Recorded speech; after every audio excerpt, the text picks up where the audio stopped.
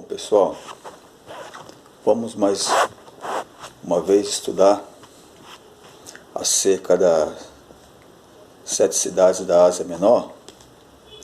E esse é o nosso 7º vídeo.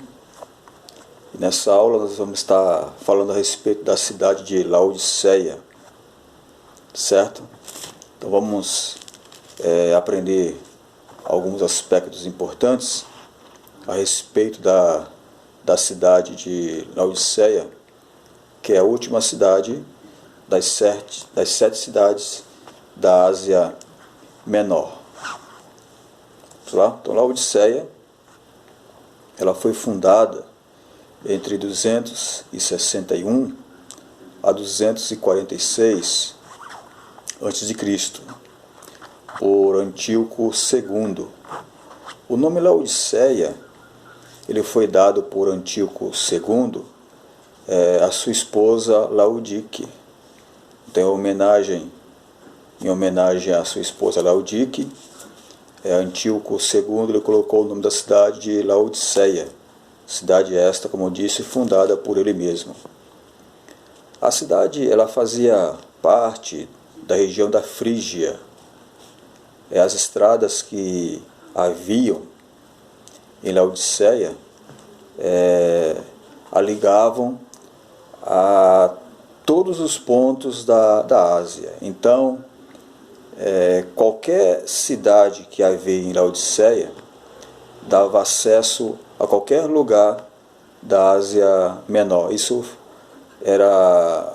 facilitava muito as pessoas irem de um ponto ao outro dentro da cidade de Laodiceia, passando por várias regiões ali da própria Ásia Menor. Tá? A posição geográfica da cidade, ela está, por exemplo, temos Éfeso ao ocidente, temos ao oriente a região da Pisídia, e ao norte temos a cidade de Herápolis, e ao sul está a cidade de Colossos. Laodiceia, ela era tão rica que se reconstruiu após o terremoto ocorrido em 60 depois de Cristo. Houve um intenso terremoto neste ano, e esse terremoto ele arrasou totalmente com a cidade, mas mesmo assim ela conseguiu se reerguer e se levantou, ela se reconstruiu, e isso sem nenhum subsídio do império. Ou seja, ela tinha tantos recursos, era uma cidade tão rica, tão independente financeiramente, que ela não precisou de nenhum recurso financeiro, nenhuma ajuda financeira do império para se reerguer. Então você observe como a cidade ela era de fato abastada financeiramente, né? Laodiceia ela era reconhecida por sua produção de lã, uma lã preta brilhante, que era muito famosa na cidade. E também era conhecida por seus serviços bancários. Os bancos de Laodiceia, eles movimentavam uma grande soma de dinheiro. E também ela fabricava produtos feitos de um pó frígio, e esse pó era misturado com o óleo, que era tipo de uma pomada que eles usavam para problemas do ouvido. E também ela fabricava um colírio muito especial e muito bom, muito importante na cidade da Laodiceia na época. Em Laodiceia também havia uma escola de medicina. Essa escola era muito famosa na cidade, e ela era um dos pontos mais importantes da cidade de Laodiceia, uma referência muito grande para a cidade. Era essa faculdade de medicina que lá existia. E esse era um dos motivos, essa escola de medicina era um dos motivos pelos quais Esculápio, ele que era o deus da medicina, ele era tão adorado na cidade. Nós falamos sobre ele no vídeo anterior. Esculápio, representado pelaquela serpente enrolada numa haste de metal. Então esse era o deus da medicina, que era muito adorado na cidade de Laodiceia, por conta da escola de medicina que lá havia. A água da cidade, ela vinha dos termas de Hierápolis, ou seja, ela não tinha água própria, então ela tinha que trazer água de Hierápolis, só que essa água ela vinha através de aquedutos, ela já chegava na cidade morna. E essa temperatura, ela foi comparada por Deus à situação espiritual da cidade e também da igreja. Cristo ele fala que a igreja ela não é fria, não é quente nem fria. Tomara que ela fosse quente ou fosse fria, só que ela era morna. E por conta de ser morna, ele ia vomitá-la de sua boca. Ou seja, tamanha era degradante a situação espiritual que a cidade vivia, e idem a igreja. E essa temperatura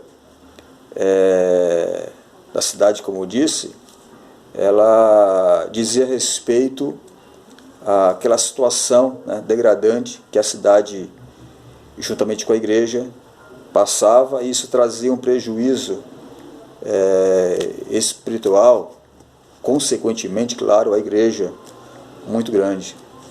Suas águas, além de mornas, elas tinham também um sabor que causava náuseas, devido ao alto teor de minerais que nela havia. A comunidade judaica na cidade era muito grande. Por isso o cristianismo ele entrou com muita facilidade em Laodiceia, por conta desta grande comunidade de judaizantes que existia em Laodiceia. Paulo ele não conheceu pessoalmente os laodicenses e nem os colossenses. Ele não chegou a ter contato físico, contato pessoal com nenhum desses dois povos ou dessas duas cidades. A igreja de Laodiceia ela já existia quando Paulo estava preso em Roma. E ele escreveu uma carta para esta igreja. Esta carta provavelmente ela se perdeu. Ele relata isso em Colossenses 4:16, e eu quero ler esse texto para vocês, onde ele fala ele faz uma referência aqui a esta carta. Diz assim, Colossenses 4:16: E uma vez lida essa epístola perante vós, providenciais porque seja também lida na igreja dos laodicenses, e a dos de Laodiceia lede-a igualmente perante vós. Ou seja, aqui Paulo ele está dando a entender que ele escreveu uma carta para a igreja em Laodiceia, porém essa carta, ela, por algum motivo que nós não sabemos, ela veio a ser extraviada. Tá? Não há nenhuma palavra de aprovação para esta igreja, que recebeu a maior das censuras por parte de Deus. Então, você lê lá o texto de Apocalipse, capítulo 3, versículos 14 a 21, você vai encontrar lá somente reprimendas, somente repreensões, censuras da parte de Deus à igreja de Laodiceia. Acho que foi a única igreja das 7 que não recebeu nenhum elogio da parte do Senhor, somente recebeu repreensões, censuras e reprimendas. Tá ok?